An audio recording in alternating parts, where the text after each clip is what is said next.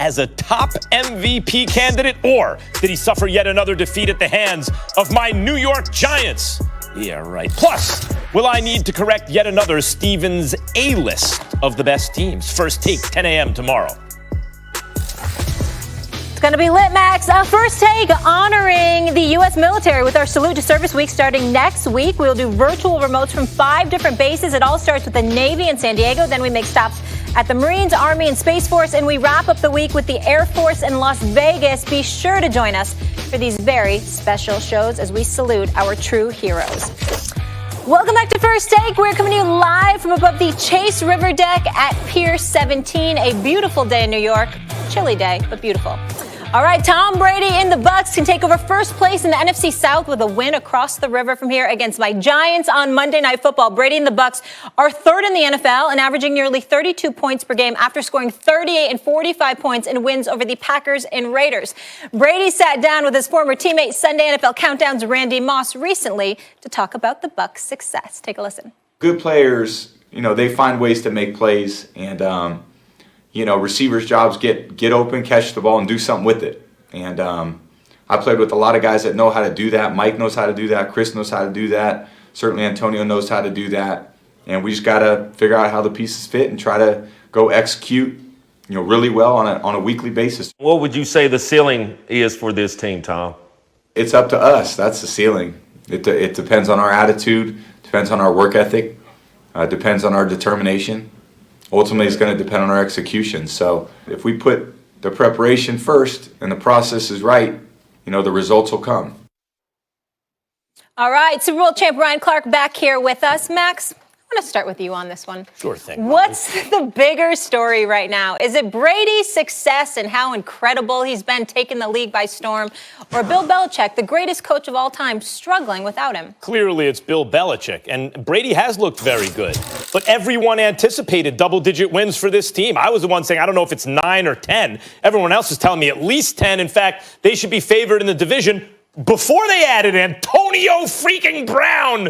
Are you kidding me? And Brady has looked good. But by the way, they have 2 losses on the season. I could replace Brady with not just a few, but a lot of quarterbacks who'd have 2 losses on this Bucs team and the rest wins. Let's be honest. Like Nick Foles is struggling in Chicago behind a porous offensive line. If you put him on these Bucs, would he be as good as Brady? No. But he beat Brady this year with that poor offensive line, right? Like, he'd be doing just fine. A lot of middling quarterbacks would be just fine. Recall, Ryan Fitzpatrick put up a couple of years ago like 40 points a game for a little while before they had this defense, and once again, before adding Antonio Brown, who is sure to make a difference as long as he's on the field. No, Brady is doing, I think, better than I anticipated, but what a lot of people anticipated he'd do. Did we think the Patriots would fall apart? Fall apart? And I brought up the fact that in Cam, when he said this is a must-win game, you can't fumble the ball with a chance to win, right? Like, that is on Cam. Yep. Goal line stand they made in Seattle against the Patriots, 2 plays, and the Patriots are 4-3 with real quality wins. But that's not the case right now. And it is the fact that Cam didn't come through when Patriots fans are used to seeing Brady come through. So that is all true, and it makes Brady look good. But we all acknowledge Brady put himself in a great position. What about Bill Belichick? What happened to the magic, right? Like, Bill Belichick always figured out a way to make it work. Not this year. Not so far. Right? And then you look at, especially because of what Mike Tomlin did last year, when he didn't have a quarterback. He went 8-8. Mike Tomlin went 8-8 without a quarterback, without a second-string quarterback, sometimes not a third-string quarterback. He went 8-8. And what's Mike Tomlin now that he's got his quarterback back? Undefeated. That really shines a light on Belichick. Now, you might say, they traded for Minka Fitzpatrick during the season, and he made a big difference. Okay, that's true. Belichick is also the GM. He's not just the coach, he's also the GM. So people like Stephen A. will point out, Bill Barnwell will point out, look, they could have had Metcalf, instead they have N'Keal Harry. That's pretty bad. You could have had Nick Chubb, instead of you have Sony Michel. That's bad. Neither one was available, by the way. But that's really Belichick because he wears both hats, GM and coach. And the biggest story is the great Bill Belichick, maybe the greatest coach in the history of American team sports. is having a losing season the first time Tom Brady is off the team. It's the bigger story. It's not the biggest story, but I understand that you're doing a marvelous, marvelous impression of Fred Astaire, Michael Jackson, MC Hammer, whoever the hell you want to pick. You're being incredibly. Yeah, what I'm saying is, Ryan, is that I this look is good. the. I understand. Well, Entertaining. actually, sure, no problem. I mean, I'll leave the Molly to comment on your looks. I don't flow like that, but the point is this: here's the reality.